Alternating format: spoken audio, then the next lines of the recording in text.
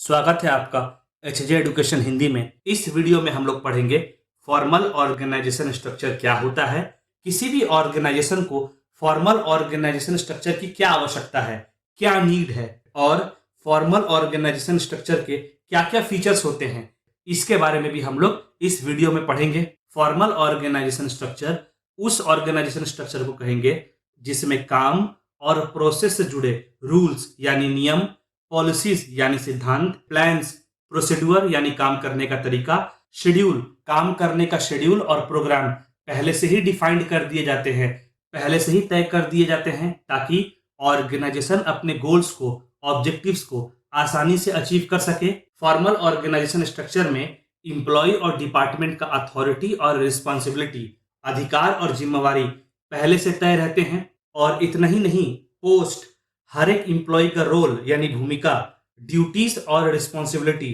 पहले से तय रहती हैं। इंप्लॉइज अपने काम के लिए किसको रिपोर्ट करेंगे यह भी पहले से तय कर दिया जाता है। साथ ही साथ फॉर्मल ऑर्गेनाइजेशन स्ट्रक्चर में पॉलिसीज को ध्यान में रख करके ही डिसीजंस ली जाती हैं। अगर ऑर्गेनाइजेशन को कोई स्पेसिफिक गोल अचीव करना होता है तो फिर फॉर्मल ऑर्गेनाइजेशन स्ट्रक्चर को चुना जाता है।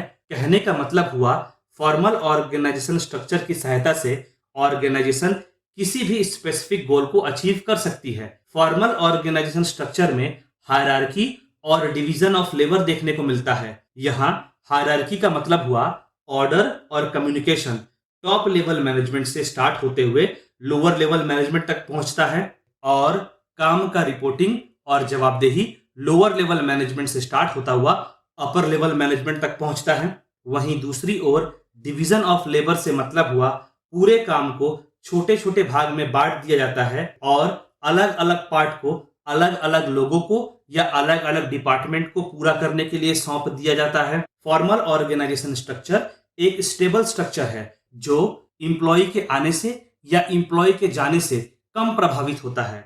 इस ऑर्गेनाइजेशन स्ट्रक्चर में अलग अलग लोगों में या अलग अलग डिपार्टमेंट में अच्छा कोऑर्डिनेशन मेंटेन हो पाता है या अच्छा तालमेल मेंटेन हो पाता है और काम से जुड़े किसी भी प्रकार का कोई भी कंफ्यूजन नहीं रहता। फॉर्मल ऑर्गेनाइजेशन स्ट्रक्चर के फीचर्स को पढ़ने से पहले यह देख लेते हैं कि किसी भी ऑर्गेनाइजेशन में फॉर्मल ऑर्गेनाइजेशन स्ट्रक्चर की क्या आवश्यकता है, क्या नीड है, क्यों जरूरी होता है फॉर्मल ऑर्गेनाइजेशन स्ट्रक्चर किसी भी ऑर्गेनाइजेशन के लिए।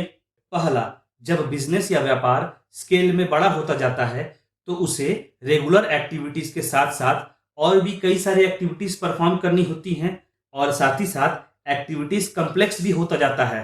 अच्छा, इन एक्टिविटीज को पूरा करने के लिए ऑर्गेनाइजेशन को रिसोर्सेज भी लगानी होती हैं, संसाधन भी लगाने होते हैं, क्योंकि फॉर्मल ऑर्गेनाइजेशन स्ट्रक्चर में पहले से ही रूल्स, पॉलिसीज, काम करने का तरीका आदि फिक्स रहता है, तो उसी हिसाब से एक्टिविटीज को पूरा किया जाता है, जिससे होता यह है कि एक्टिविटीज का मैनेजमेंट बेहतर तरह से हो पाता है। कहने का मतलब हुआ कि एक्टिविटीज को और बेहतर तरह से मैनेज किया जा सकता है।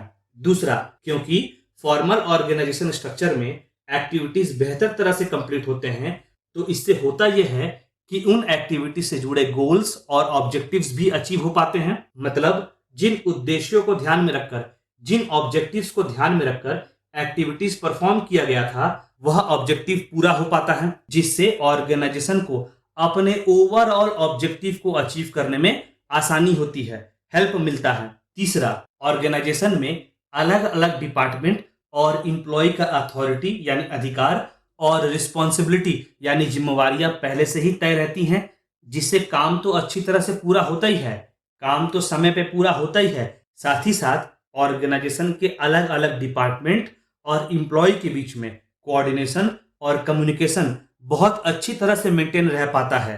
चौथा, यह ऑर्गेनाइजेशन में स्टेबिलिटी मेंटेन करने में हेल्प करता है। ऐसा हो सकता है कि इंप्लॉय ऑर्गेनाइजेशन से रिटायर हो जाए, ट्रांसफर कर दिया जाए, नए इंप्लॉयज आए, तब भी काम सही से पूरा होता है, क्योंकि काम पहले से तय किए गए रूल्स, रेगुलेशंस, पॉलिसीज, प्रोसीड्यूर्स यानी काम करने के तरीके के हिसाब से पूरा होता है और इंप्लॉय का प्रभाव काम पर बहुत कम पड़ता है। चलिए आगे बढ़ते हैं और फॉर्मल ऑर्गेनाइजेशन स्ट्रक्चर के फीचर्स को समझते हैं। पहला है डिजाइन।